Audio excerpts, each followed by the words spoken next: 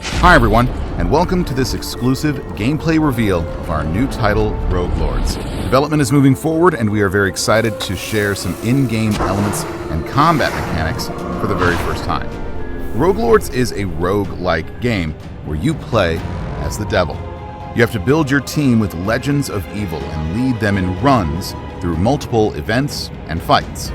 After a terrible defeat years ago, you're finally coming back with your most faithful disciples to wreak havoc and terror in a world unbalanced after your long absence. The combat is turn-based and strategic. You will need to build your set of skills through your run to be prepared for any threat, analyze your enemy's next attacks, and create combos to secure victory. Every skill costs action points, and you should think how to make the best of them each turn. When one of your disciples becomes vulnerable, your own health bar is exposed, which is persistent during the entire run. If your health is reduced to 0, your run is finished. In Rogue Lords, you are the devil, so you don't have to play by the same rules as mortals. When the situation becomes tricky, you can use souls to play with the interface and change an enemy health bar, for example. This is an expensive trick to use, but very powerful and useful in the most difficult fights. Thank you for watching the video. Stay tuned for more info coming soon. See you next time.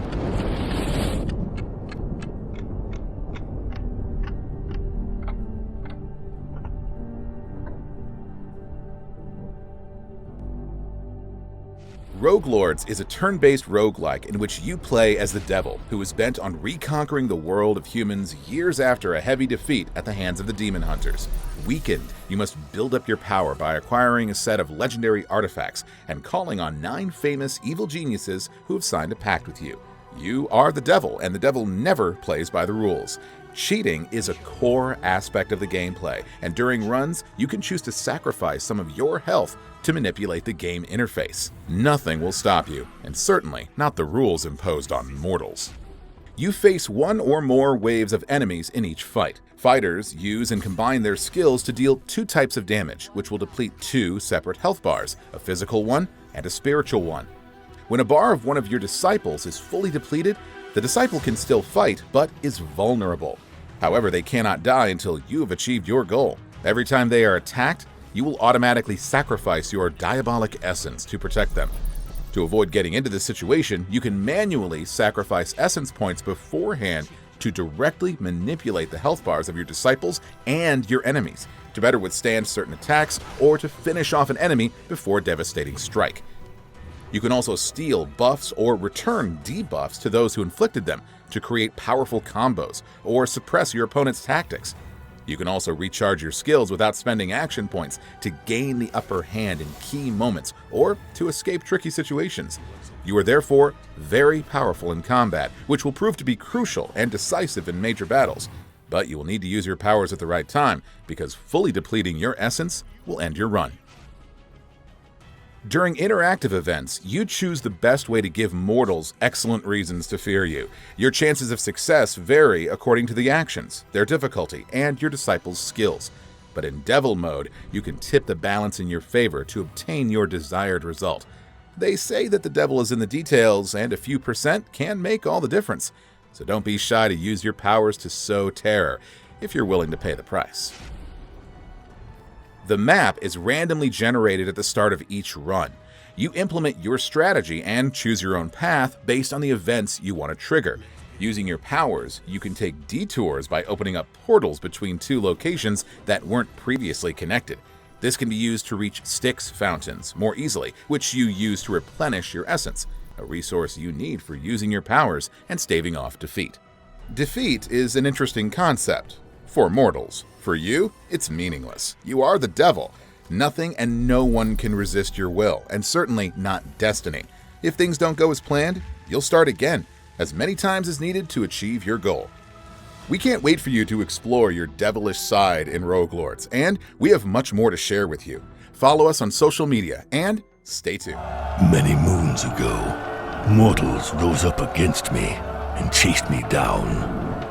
They were led by demon hunters, wretched beings incapable of seeing the beauty of a corrupted world. My creatures and demons gave everything they had in the fight. But it was not enough. I was forced to leave the world of the living. Weakened, I returned to hell to survive.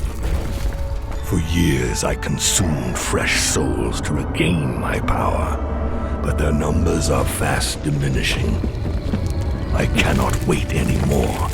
I must reclaim my rightful place. It is time to gather my forces once more. Those who signed a pact with me will do as I order. They will spread terror and corruption in my name. The time has come for my revenge.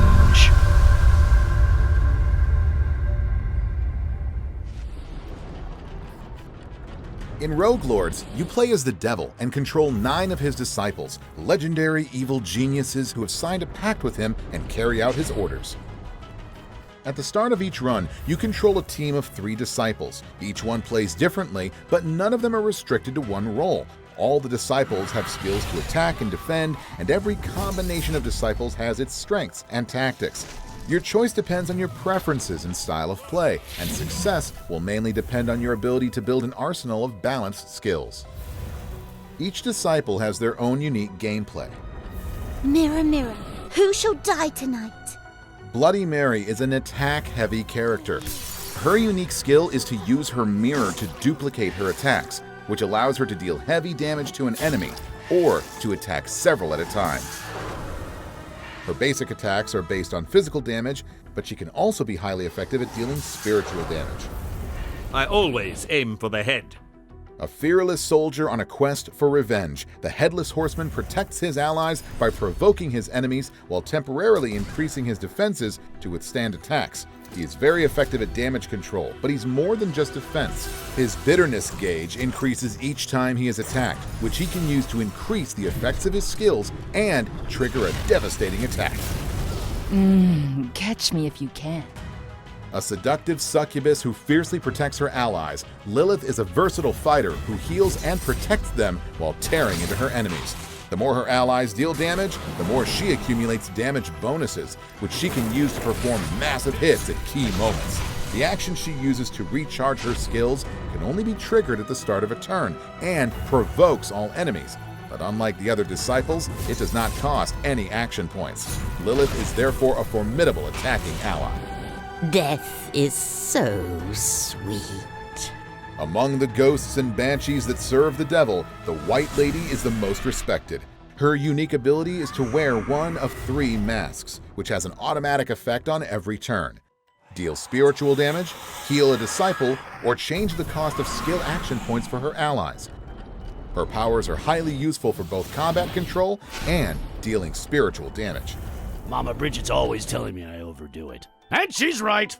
Instructed by the devil to watch over the dead, Baron Samedi is a voodoo sorcerer and master of curses. Vicious and patient, he can trigger and apply the status Depression, which slowly eats away at his enemy's spiritual points. He's a specialist in control effects and debuffs, and can also increase the action points of his allies, which makes him a great support character. I must rid the world of simpletons. The doctor says you must all die! Dr. Frankenstein and his creature with a rotting brain come as a package and can't be played separately. The creature deals heavy physical damage, and her damage can increase when she loses health points. With some skills, she can even injure herself to benefit from these damage bonuses. As for the Doctor, he specializes in support skills and spiritual damage. Their true strength lies in their teamwork. Some of the Doctor's skills recharge the creature's skills or make her attack, and clever use of their synergies makes them unstoppable. May the moon bear witness. HECATE is a powerful moon sorceress who once narrowly escaped being burned at the stake. She is very versatile as she can deal heavy damage, reduce damage from enemies' attacks, and heal her allies.